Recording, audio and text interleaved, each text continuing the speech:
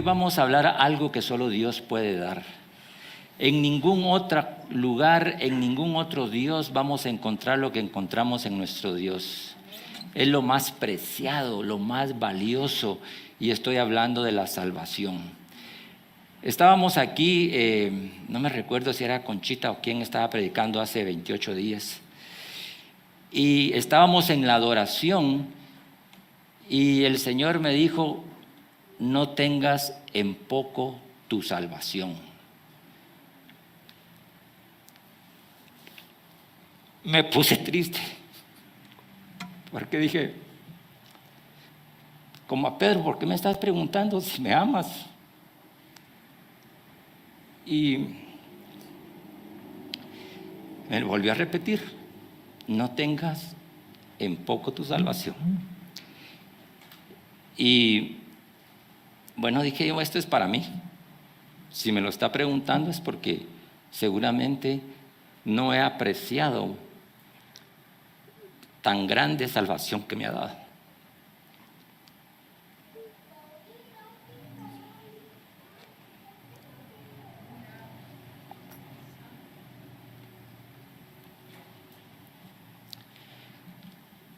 Y como el Espíritu Santo dice la palabra que nos recuerda las cosas que Él nos ha enseñado. Y rápidamente me fui a buscar el versículo. Y esto que yo les estoy dando, yo pensé que estaba en una de las traducciones, pero busqué las traducciones y difiere bastante, que dice lo mismo. Difiere, pero dice lo mismo. Y yo, cuando me tocó predicar hace un mes, hablamos de que Dios le habló a sus escogidos, a Israel, a través de sus profetas. Pero en el tiempo actual, desde que Jesucristo vino a redimirnos, Cristo es el que habla. Y les voy a recordar ese versículo. En Hebreos 1, curiosamente, el versículo que yo que el Señor me habló ese día está en Hebreos 2. Pero dice: Dios, habiendo hablado muchas veces y de muchas maneras en otro tiempo a los padres por los profetas, en estos postreros días nos habla por medio de su Hijo, a quien constituyó heredero de todo y por quien asimismo hizo el universo. O sea que hoy, en estos postreros tiempos, claro, sigamos como decía el cántico ahí, vamos a testificar de lo que otros, los profetas, testificaron acerca de Cristo y de la salvación. Y vamos a leer ahí en el capítulo 2, pásense al capítulo 2 de Hebreos. Una salvación tan grande es el título. Por tanto, es necesario que con más diligencia atendamos. Primero dice que atendamos a las cosas que hemos oído, no sea que nos deslicemos. No sea que nos deslicemos. O sea, tenemos que poner más atención a lo que hemos oído, dice, no sea que nos deslicemos.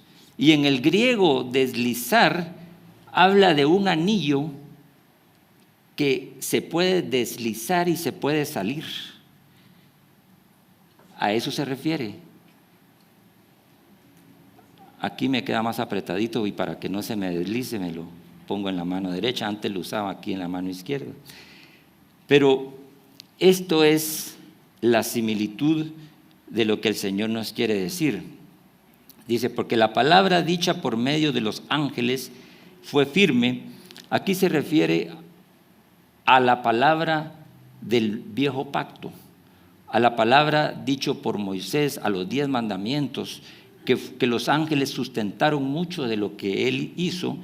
Y toda transgresión y desobediencia recibió justa retribución conforme era por medio de la ley en ese tiempo. Y aquí viene el versículo. ¿Cómo escaparemos nosotros si descuidamos una salvación tan grande? Y eso me puso a mí firmes cuando el Señor me confrontó y luego me dice, ¿cómo escaparemos nosotros si descuidamos una salvación tan grande la cual, habiendo sido anunciada primeramente por el Señor, nos fue confirmada por los que oyeron.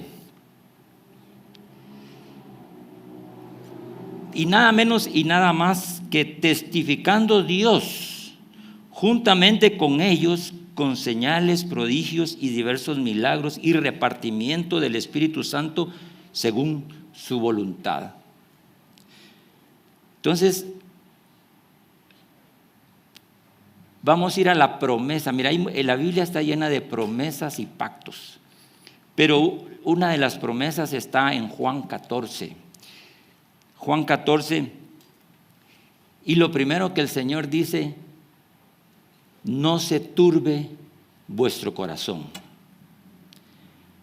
En otras palabras dice: no se estresen, que no venga temor, que no venga tensión, que no venga desánimo.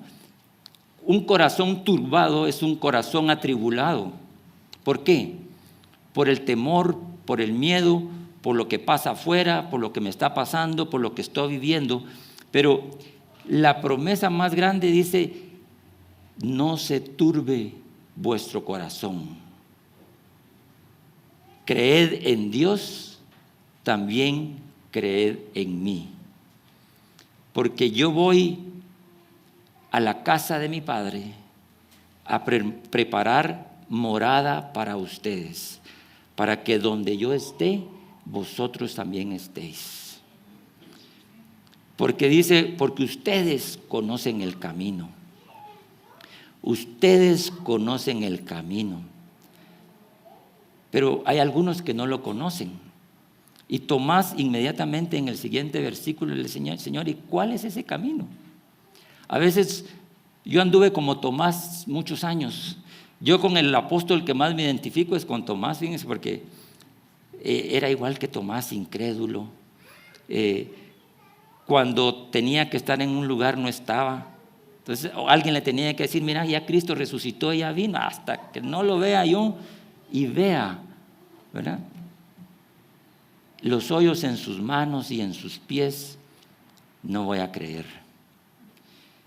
Pero todos los que estamos aquí presentes sabemos que Dios no miente. Sabemos que sus promesas son cumplidas. Sabemos que sus pactos no se rompen. Lo sabemos, lo creemos. Y hoy sí vamos a ir conforme a la presentación, que me cambió un poquito porque era importante recordarles las promesas. Hay un montón de promesas, pero yo creo que esa promesa es de las más importantes para que nosotros estemos seguros de lo que nos espera. Y por eso ¿estás descuidando una salvación tan grande? Estamos descuidando. Veámoslo individualmente y veámoslo como iglesia. ¿Realmente estamos descuidando esa salvación? ¿Cómo podemos cuidar? Otra versión dice: no seas negligente. Wow, dije yo, o sea que una está peor que la otra. O sea, ser negligente, ¿verdad? ¿Qué le pasa a los negligentes? ¿Qué dice la parábola de las 10 vírgenes? Las 5 sensatas y las 5 insensatas o negligentes. ¿Qué les faltó a ellas? Poner aceite. Tenían la lámpara, todo lo tenían, pero les faltaba lo más importante. Y como Dios quiere que sepamos el plan. Mire, Dios no es un Dios que esconde. Ciertamente la Biblia tiene misterios. Y los misterios es para que los busquemos, los discernamos, los encontremos y entendamos qué quiere decir Dios en ese misterio. Un secreto es diferente. El secreto sí no se le revela solo a muy pocos. ¿Verdad? Ustedes saben que hay secretos de Estado que solo lo saben y nadie sabe más. Nadie sabe qué va a pasar. Y ahí en el mundo nadie sabe qué va a pasar. Pero nosotros sí sabemos. Amén. ¿Sabemos o no sabemos? sabemos qué va a pasar, sabemos en qué tiempo estamos, sabemos qué viene. Y entonces los profetas, ¿cómo se revela la palabra? ¿Cómo se revelan los misterios? Es a través de leer la palabra, de estudiarla y de estar en la presencia para que a través de esa presencia la revelación venga a nuestras vidas. Quiero que me acompañen a Isaías 46, 9 al 13. Ese se ha vuelto uno de mis versículos favoritos, porque me doy cuenta que Dios quiere revelarle a su pueblo el plan que tiene. Él no quiere esconder nada. Si no, no fuera nuestro Padre, si no, no fuera nuestro amigo, si no, no fuera nuestro Rey y Salvador. Él quiere, dice, y fíjense que cómo empieza hablando, dice, acordaos de las cosas pasadas desde los tiempos antiguos. ¿A qué se refiere él? Que nosotros regresemos al pasado de la palabra. ¿Qué pasó en el pasado? Sabemos lo que pasó en el diluvio, sabemos que vino Moisés, sabemos que vino Abraham, sabemos de la Torre de Babel, sabemos todo lo que ha pasado y todo lo que se ha cumplido. Ahí dice, acordaos de las cosas pasadas, le decía al pueblo de Israel, que los he sacado de la esclavitud, que los saqué de Egipto, les he tenido un tiempo para que ustedes puedan entender qué es lo que yo tengo para ese pueblo. Y solo hay dos pueblos, mis hermanos, que ahora están unidos en uno. Es el pueblo de Israel y la iglesia, y el mundo, y Dios en su trono. Y entonces dice en el versículo 10, en el 9, acordaos de las cosas pasadas desde los tiempos antiguos, porque yo soy Dios. Ahí habla del Dios Elohim, y no hay otro Dios, y nada hay semejante a mí. Hace una declaración que en ninguna otra religión ni en ningún otro lado, alguna gente de otras religiones puede decir que ese es su Dios verdadero, pero no está escrito que el mismo Dios diga que Él es el Dios verdadero.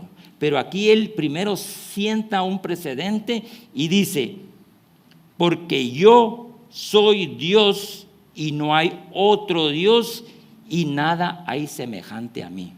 Entonces tenemos que estar seguros que ese Dios al que nosotros creemos es el Dios verdadero. ¿Y qué hizo ese Dios? Que anunció lo por venir desde el principio. ¿Qué quiere decir eso? Que nos está dejando ver el futuro. Que anunció lo por venir desde el principio y desde la antigüedad, lo que aún no era hecho. ¿Qué digo? Mi consejo permanecerá y haré todo lo que yo quiero.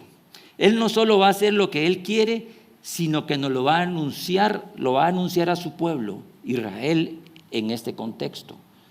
Pero nosotros que somos los que hemos sido injertados en el olivo, y que dice que de dos pueblos hizo uno, dice que mi consejo permanecerá.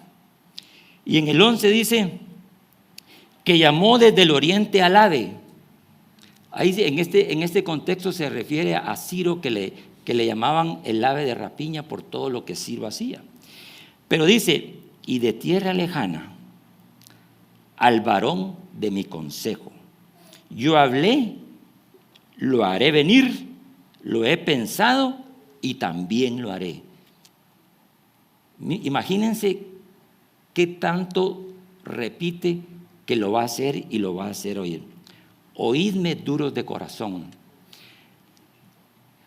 Ser duros de corazón, creo yo que es parte de lo que el Señor quiere tratar hoy con nosotros en el contexto que estamos hablando, que realmente hemos sido negligentes con nuestra salvación.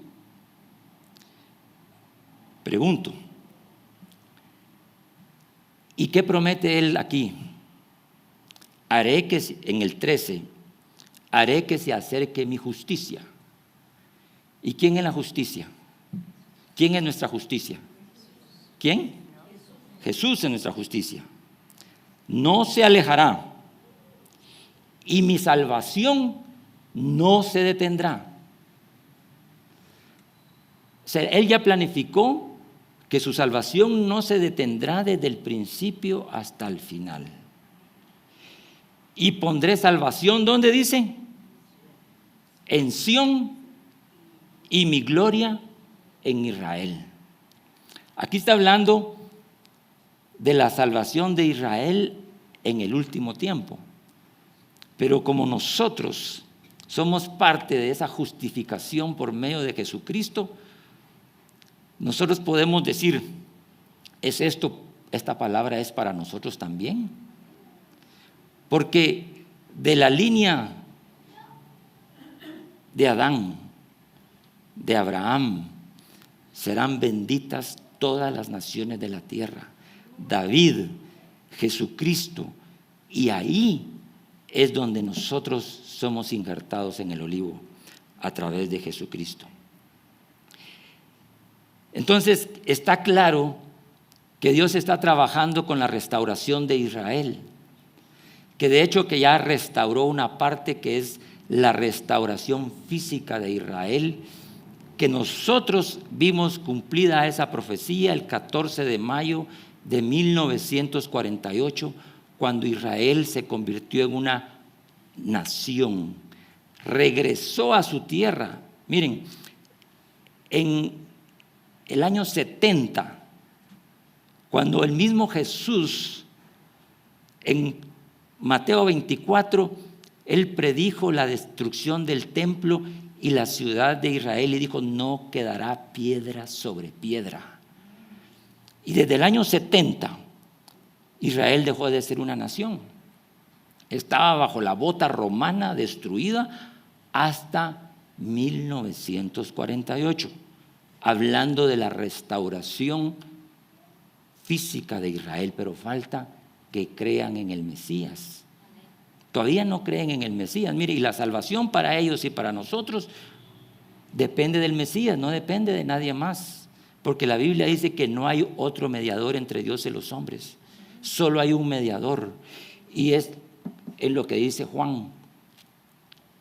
Donde yo esté, vosotros también estaréis. Segunda de Timoteo 2:10. Segunda de Timoteo 2:10. Miren, en Hebreos y en Timoteo es siempre Pablo hablando. Pablo hablando, escribiendo, les dice, por tanto, todo lo sufro por amor de los escogidos. Pablo vino en el orden. El Mesías era para los judíos inicialmente. Dice, a los suyos vino, pero ellos no le recibieron. Pero entonces Pablo, que inicialmente se considera como que él era el apóstol de los gentiles, pero él sabía que primero la iglesia nació no con mexicanos ni guatemaltecos. Era un Mesías judío en una ciudad judía, con un pueblo judío y con una primera iglesia judía. Y después nos añadió a nosotros. Dice, por tanto, todo lo sufro por amor de los escogidos. ¿Y quiénes son los escogidos? Solo hay dos grupos a los que se le mencionan los escogidos. Uno es al pueblo de Israel, que dicen los escogidos, ellos serán mi pueblo y yo seré su padre. Y luego a la iglesia. Nosotros somos también los escogidos de Jehová. Hay similitudes. En el Viejo Testamento, Dios se presenta a Israel como su padre, como su Dios y como su esposo. Y a través de Cristo a nosotros nos dice que somos sus escogidos y que somos la esposa. No es coincidencia que somos un mismo pueblo. Romanos 1:16. Romanos 1:16. Este mismo Pablo hablando. Porque no me avergüenzo del evangelio, porque es poder de Dios para salvación. Al judío primeramente y después al griego, que representa a los gentiles. ¿Verdad? Porque en el evangelio la justicia. Vean la palabra justicia, cuántas veces estamos hablando. Porque en el evangelio la justicia de Dios se revela por fe y para fe, como está escrito. Por la fe, el justo vivirá. Entonces, esa justicia es la que nos hace vivir en este tiempo mientras Cristo viene. Ya sea que muramos o que vivamos, del Señor somos. Amén. Ausentes en el cuerpo, presentes con Cristo. O sea que tenemos asegurada esa vida. Y creo que por eso a veces nos confiamos, porque tenemos tan asegurada la cosa que a veces la despreciamos un poco.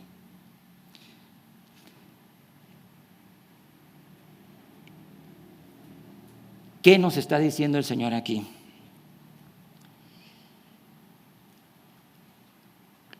Dice la palabra siempre como está escrito. Miren, Jesús nunca citó un versículo del Nuevo Testamento porque no estaba escrito. Pablo tampoco, Pedro tampoco. Ellos citaban lo que habían oído, como está escrito, lo que han oído. Por eso no podemos nosotros decir que porque somos cristianos el Viejo Testamento no es viable, ni es actual, ni está presente. Al contrario, no hay concatenación más grande entre lo dicho antes y lo dicho actualmente. Habacuc 2:4 dice, ahí es donde está escrito lo que se acaba, lo que Pablo está citando. Miren, como dice un predicador que me gusta mucho, Jesús no era cristiano. ¿Verdad? Los cristianos somos nosotros. ¿Verdad? Ahora sí nosotros podemos citar el Nuevo Testamento y el Viejo Testamento porque ya pasó, ya se cumplió todo. O sea, mire, hay cosas que nos las han contado y las hemos oído, pero actualmente nuestros ojos han visto a Israel convertirse en una nación. Nuestros ojos han visto, como dice en Ezequiel 36 y 37, cómo Israel, de ser una tierra desértica, de ser una tierra árida, en la cual no había nada ni nadie, y nadie quería vivir ahí, ni los árabes tampoco querían vivir ahí. Los árabes empezaron a llegar cuando empezaron a llegar los primeros judíos repatriados, cumpliendo el aliá profetizado. Entonces, está claro que Habacuc dice, he aquí, aquel cuya alma no es recta se enorgullece, mas el justo por la fe vivirá. ¿Y saben qué pasa o qué ha pasado? No a ustedes, pero a mí sí. Que en algún momento uno hasta se vuelve orgulloso, ¿verdad? Porque dice, aquel cuya alma es recta, que no es recta, se enorgullece. ¿Por qué? Porque si yo ya soy hijo de Dios, soy el hijo predilecto de Dios, soy la niña de sus ojos, ¿verdad? Soy lo máximo, porque Dios, entonces empezó a entrar un orgullo de la iglesia a ver por el hombro a católicos, a todo el mundo. Uno ya se creía como que teníamos, obviamente tenemos la verdad absoluta, es cierto, eso sí la tenemos, pero ¿cómo vamos a manejar esa verdad? ¿Cómo vamos a manejar esa salvación? ¿Cómo vamos a manejar lo que el Señor nos ha encomendado para que nuestro corazón no se enorgullezca? ¿Saben qué es lo que trae el orgullo? Corrupción. Y la corrupción, si ustedes no me dejarán mentir, es lo que nos tiene como país como estamos. Todos los grandes imperios, ¿por qué cayeron? No cayeron porque otro los fue a conquistar, cayeron por corrupción, cayeron porque se alejaron de Dios. Al mismo pueblo le pasó. Miren, en tiempos de Daniel era un jovencito que ustedes ya saben la historia, hemos hablado bastante de Daniel. Y Daniel estaba orando 3 veces al día cuando se dio cuenta que en el profeta Jeremías había dicho que 70 años iba a durar la cautividad en Babilonia. Si él no hubiera puesto atención a los profetas o al profeta, él, a raíz de eso, le fue revelada la parte más grande que hay en la historia, que son los últimos tiempos de la semana 70 de Daniel y del final de los últimos tiempos. Él no se imaginaba lo que el Señor le iba a revelar. Así que la revelación a través de los profetas y ahora a través de Jesucristo nos hace la pregunta: no tengas en poco tu salvación tan grande. Entonces, ¿estamos listos como individuos y como iglesia para cumplir lo que Dios quiere de nosotros realmente? Entonces, regresamos nuevamente. Por tanto, es necesario que con más diligencia atendamos las cosas que hemos oído, no sea que nos deslicemos. Tenemos que ser sabios, prudentes y perseverar en la palabra. Luego, este mundo está totalmente corrompido y la corrupción media vez empieza. Si una fruta se corrompe, si un cuerpo se corrompe, podemos retrasar la corrupción congelando, ¿verdad? Podemos con sal preservar por un tiempo, pero si se acaba la sal, podemos tener a alguien congelado mucho tiempo, pero ¿y si se va la luz? ¿Verdad? Entonces, la única forma de quitar la corrupción es haciendo una nueva criatura. Y dice la palabra que nosotros somos nueva criatura. Así que, hablando, nosotros en el grupo de hombres estábamos revisando, lo hicimos con el grupo también en el miércoles de palabra el año pasado, revisamos las 7 iglesias. Y si ustedes se dan cuenta, todos sabrán qué pasó con cada iglesia. ¿Con qué estaban lidiando cada iglesia en ese momento? Cada quien tenía su propio problema, el cual no podían manejar. Éfeso, su primer amor. Otra iglesia, Jezabel metida en medio. Otras iglesias que tenían sectas dentro de la iglesia, los nicolaitas, a Balaam.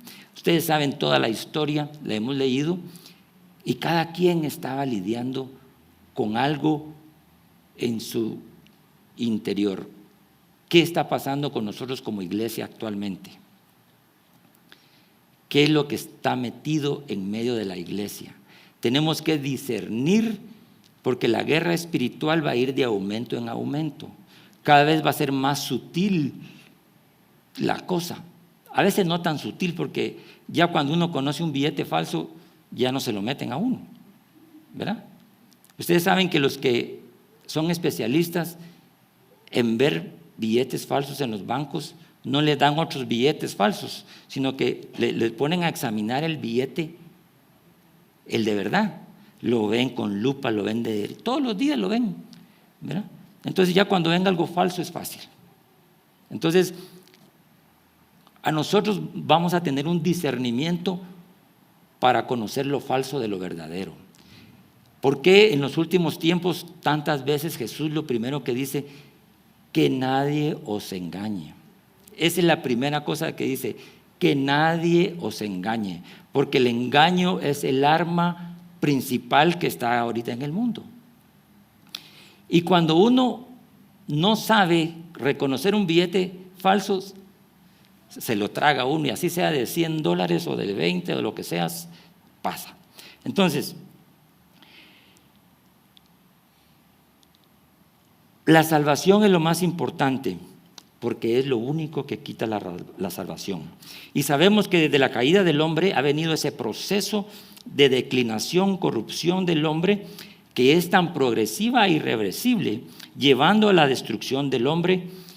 Y cada vez que la corrupción va en aumento, ¿qué viene? Juicio. Porque Dios no va a dejar pasar, y Él tiene ya un tiempo estipulado para cada cosa. Eso es lo que tenemos que conocer. ¿En qué tiempo estamos? ¿En qué tiempo vino el diluvio? ¿En qué tiempo salió Abraham orando por Lot para que saliera de Sodoma y Gomorra? Cuando la corrupción y el pecado llega a tal extremo, no hay otro camino que el juicio. Y nosotros estamos acercándonos gradualmente, progresivamente, hasta que venga la apostasía y que venga la negación de la negación de la negación de Cristo y de Dios. Entonces, está claro que cuando la maldad llega a ese límite, obviamente no podemos esperar otra cosa, especialmente que el Señor nos lo está diciendo. Y lo único que el Señor nos dice en Mateo 5:13, para tratar de mantener un tiempo, Mateo 5:13 dice, vosotros sois la sal de la tierra. Vosotros sois la sal de la tierra. ¿Para qué? Para detener esa corrupción que hay. Dice, pero si la sal se ha vuelto insípida, ¿qué pasa si la sal se vuelve insípida? ¿Con qué se hará? Salada otra vez. Ya para nada sirve, sino que solo para ser echada fuera y ser pisoteada por los hombres. ¿Será que la iglesia se ha vuelto insípida? ¿Será que la palabra que predicamos es algo muy suavecito y no hablamos del evangelio puro y de la palabra no adulterada? ¿Será que nos da temor porque si hablamos la verdad la gente se va? ¿Será que tenemos miedo de decir realmente lo que significa la salvación y por qué estamos aquí?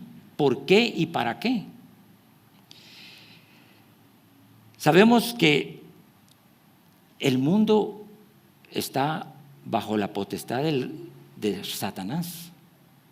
Lo sabemos, pero nuestro papel es llevar la luz, como decía ahí, ser antorchas, ser luz. Somos luz y sal de la tierra.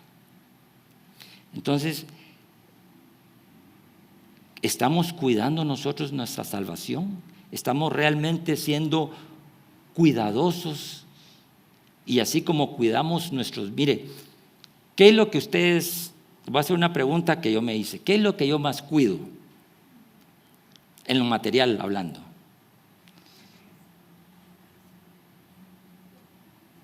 Pues uno dice, bueno, la familia, ¿verdad? Pero uno cuida a la familia trabajando un montón, trabaja tanto y descuida a la familia. ¿Cierto o no es cierto? Nos pasa.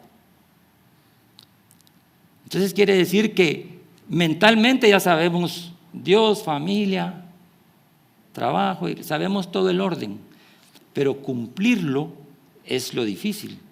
Cumplir lo que sabemos y lo que hemos oído.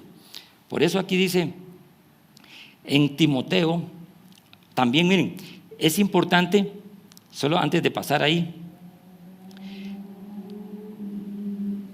Dios es cierto que nos ha limpiado con su sangre, pero no nos ha dado una limpiadita así, suavecita, ni nos ha puesto un parche para mientras, sino que Él ya nos dio algo definitivo, nos ha cambiado, nos ha hecho nuevas criaturas.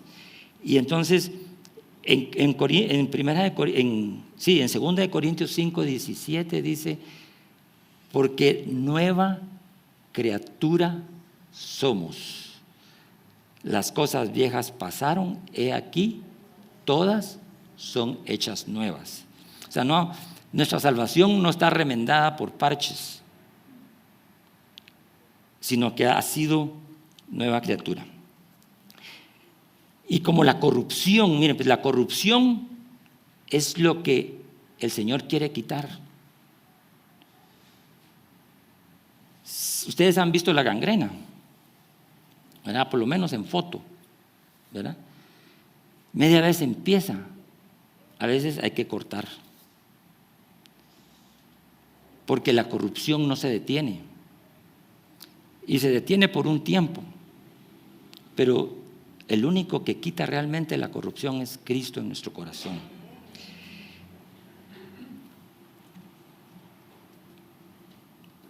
Primera de Corintios 15, 53, 55. Primera de Corintios 15, 53 al 55. Y aquí está la respuesta. Porque es necesario. No es que sea que hay que hacerlo, no, es necesario que esto corruptible se vista de incorrupción y esto mortal se vista de inmortalidad. Un cambio total. No es un parche, no es una lavadita, no es una frotadita, sino que es necesario que esto corruptible se vista de incorruptible y que esto mortal se vista de inmortalidad. Cuando esto corruptible se haya vestido de inmortalidad, entonces se cumplirá la palabra que está escrita. Vamos nuevamente, que no está citando el Nuevo Testamento, está citando el Viejo Testamento, que está donde está escrito: sórbida es la muerte en victoria. En victoria. Y sórbido o sórbida es una palabra del latín que quiere decir sorber, como absorber, como succionar. La muerte fue succionada, fue quitada, y ahí se quita la corrupción. Y eso solo se alcanza a través de la sangre del Cordero. Y luego en Isaías 25:8, Oseas 13:14, eso no lo vamos a leer, ahí explica el triunfo de Cristo sobre la muerte. O sea que eso no es nuevo, pues. El plan de Dios de salvación no es nuevo. Esto fue hablado por sus profetas. Y como oía en una canción que estábamos cantando, que decía, no todos somos profetas, pero podemos oír lo que dicen los profetas y qué dice ya la canción, y podemos testificar de lo que dicen los profetas. Así como cuando hablamos lo que leímos en Hebreos, que si Dios mismo testificó de eso, nosotros tenemos que testificar de lo que hemos oído, de apóstoles, profetas, pastores, maestros que han enseñado la palabra de verdad, que han enseñado la palabra incorruptible, la palabra real y verdadera. Nosotros no creemos en la reencarnación, mis hermanos. Creemos en la resurrección, que es diferente. ¿Verdad?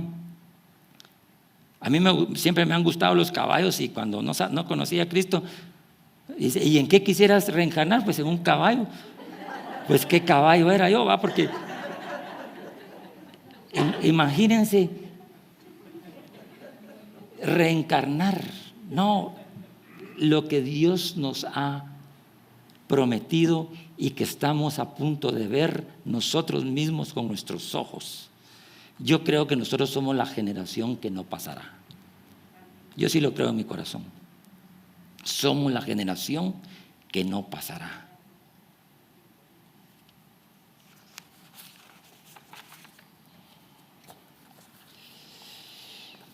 Miren, ya con esto,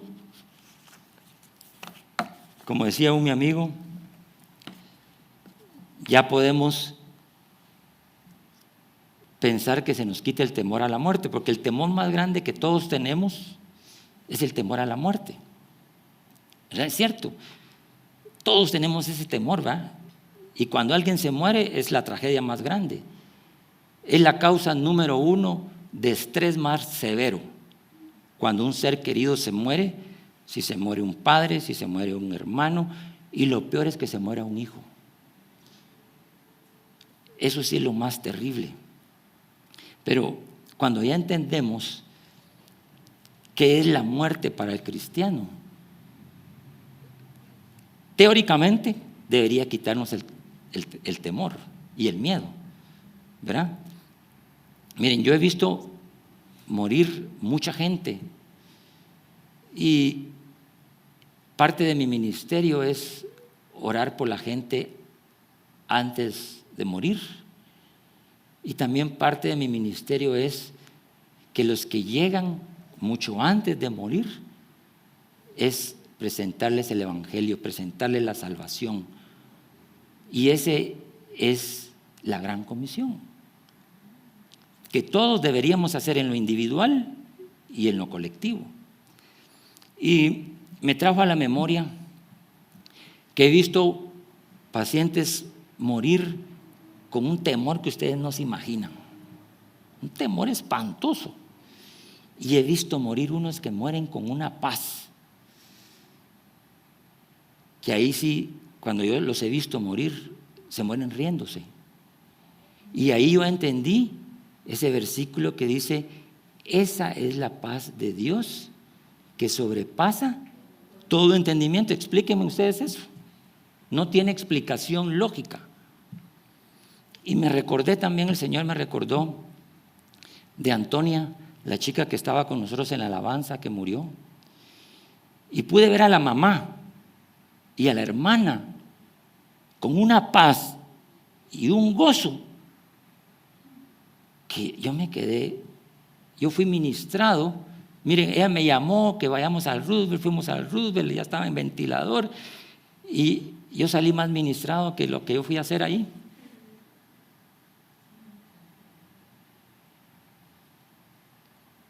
Cuando se quita ese temor es porque esa salvación tan grande ya la tenemos tan penetrada que se debería quitar ese temor. Así que cualquier temor, mire, si la muerte es el principal temor, cualquier otro temor que estemos sintiendo, solo batiémoslo. ¿Para qué nos hacemos bola con temorcitos? ¿Qué temor al fracaso? ¿Qué temor a esto? ¿Qué temor al dinero? Que me van a sacar? O sea, nos hacemos con cosas tan pequeñas en lugar de cuidar nuestra salvación tan grande. Miren, y las mamás, Ruth realmente, ella viene de vez en cuando porque ella se fue con su otra hija a Australia y yo la veo parada ahí, adorando y alabando al Señor. ¿Por qué?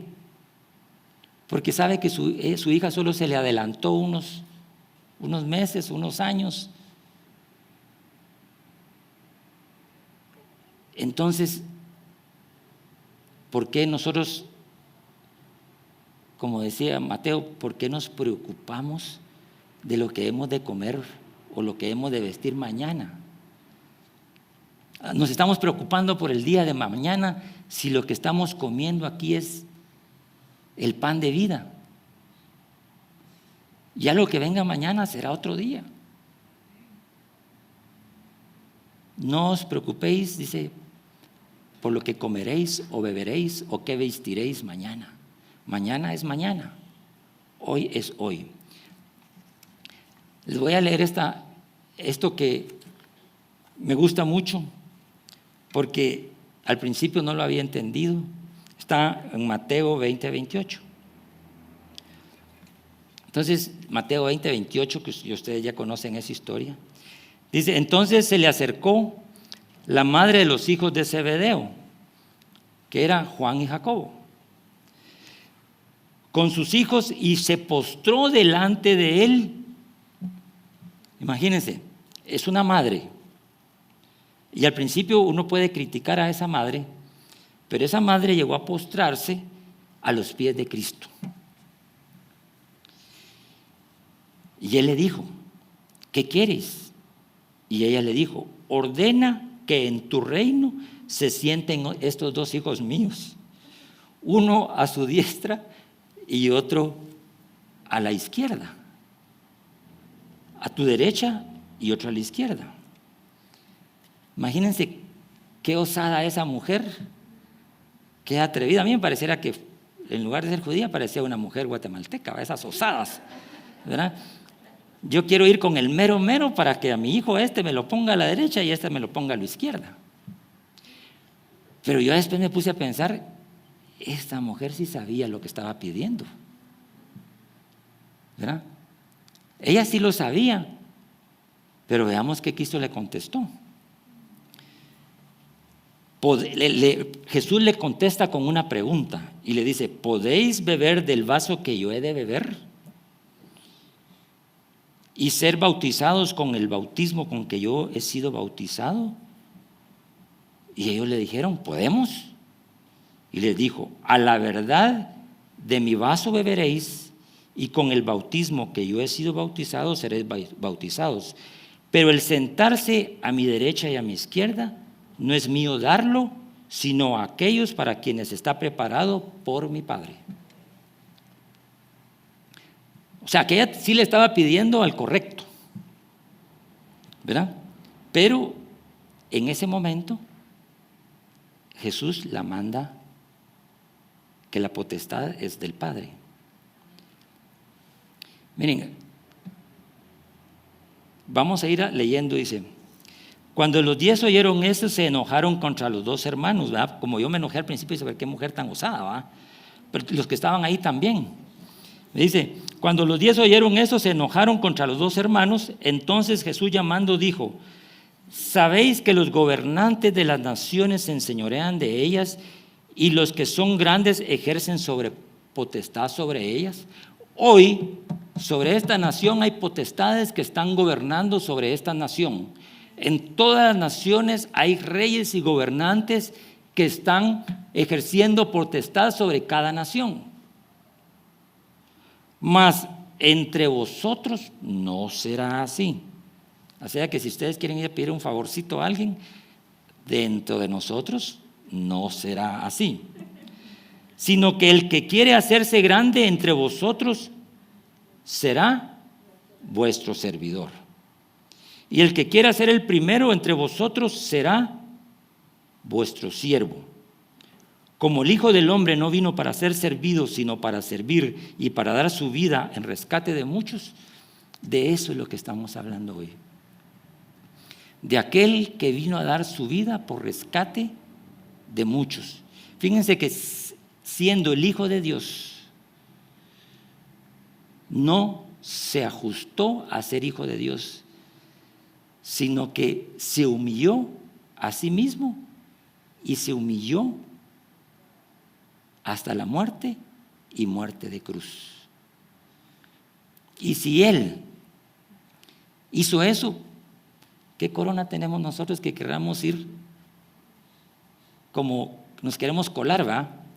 Eso es muy latino, va, que uno se quiera colar. Ustedes van a otro lado y ahí todos hacen fila, pero del Río Grande para abajo todos se quieren colar. La mamá de Juan y Jacobo quería colar a sus hijos, ¿va? Yo mejor le voy a ir a hablar a aquel para que de una vez los ponga, ¿verdad? Y así ya me quedo tranquila, ¿verdad? Como mamá. Pero fíjense que no fue un papá, fue la mamá. ¿Por qué? Porque el amor de la madre es diferente. Miren, la mamá le quiere dar la papa pelada a los hijos en la mayoría de las veces.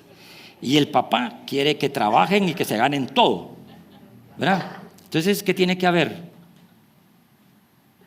Tiene que haber un balance entre el amor del padre y el amor de la madre. Por eso puso a dos, un hombre y una mujer, ¿verdad? Porque tiene que haber un balance.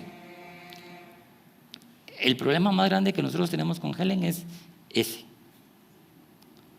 Ella es todo amor, todo corazón, ¿verdad? Pero tiene que haber un balance. El único que no tuvo balance en darnos lo que nos dio fue Cristo. Él no nos dio la mitad, media salvación, un cuarto de salvación. No, nos dio esa salvación.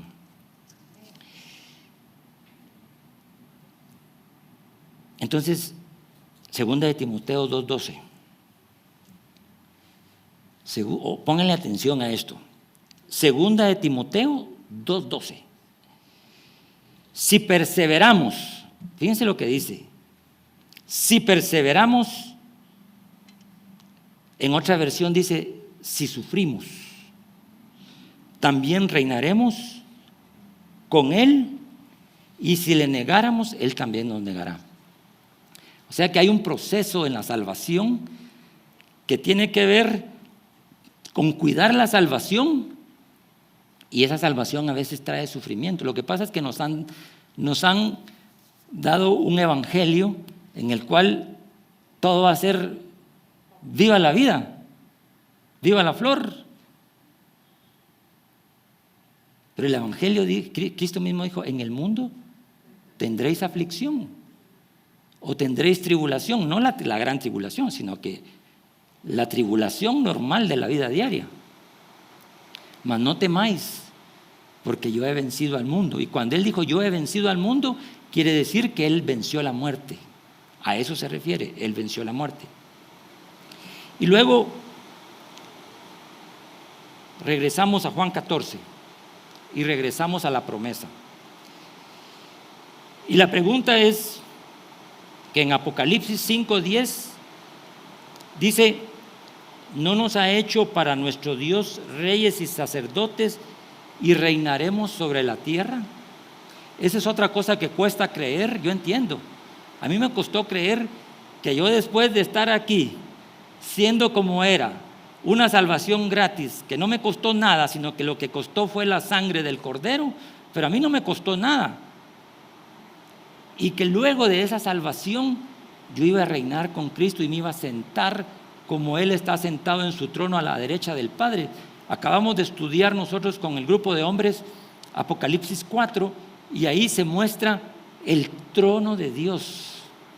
Se muestra el trono donde todos están adorando al Padre, y el que le dice a Juan y abre la puerta es Cristo. Cristo es la puerta, abre la puerta y le dice a Juan, Juan, vení, subí, vení a ver lo que le vas a ir a decir a todos los que están allá abajo, de que yo soy la puerta, y que cuando vengan aquí estarán sentados, como vimos en Juan 14, estaremos alabando al Padre, al que es digno de recibir toda la gloria y toda la honra. Aquí vamos a adorar y alabar al Señor cuando estemos aquí, pero allá seguiremos. O sea que hay que practicar aquí para que cuando lleguemos allá no lleguemos cansados, sino que lleguemos ya listos para saber a qué vamos. Y ¿cómo podemos estar agradecidos y estar conscientes del significado de esta salvación tan grande? Yo quiero que me pongan el video que les quiero mostrar.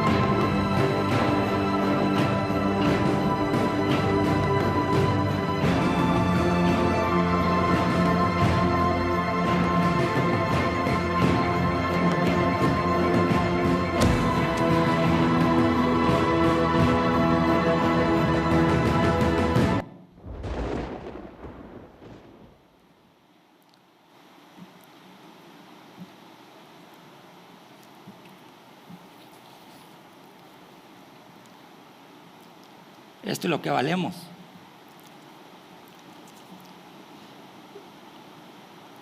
Ahora pensemos, ¿cómo podemos agradecer? ¿Cómo no podemos ser negligentes de nuestra salvación que es tan grande? ¿Qué vamos a hacer? Y yo anoté algo que Dios puso en mi corazón, que no es que yo lo diga, sino que la Biblia lo dice.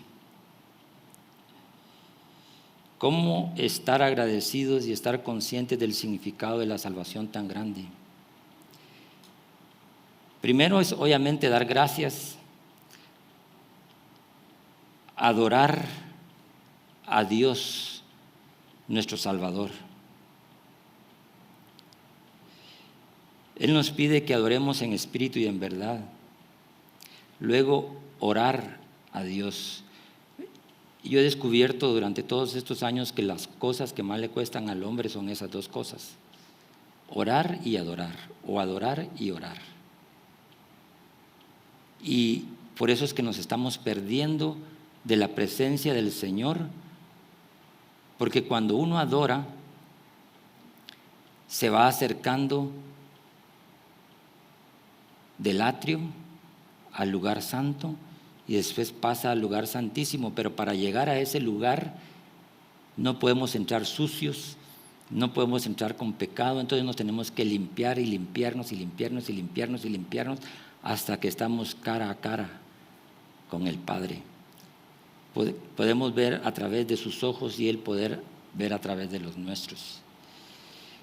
Y luego, después de adorar y orar, como que viene la obediencia a Dios. Sin esas dos cosas es difícil que uno entre en obediencia. Y si uno no entra en obediencia, tampoco puede servir a Dios. 1, adorar. 2, orar. 3, obedecer. Y como consecuencia viene la cuarta, servir a Dios en el área que cada uno esté. No todos van a ser pastores, profetas, no, pero en el área que estamos, para edificar al cuerpo de Cristo, tenemos que poner nuestros dones.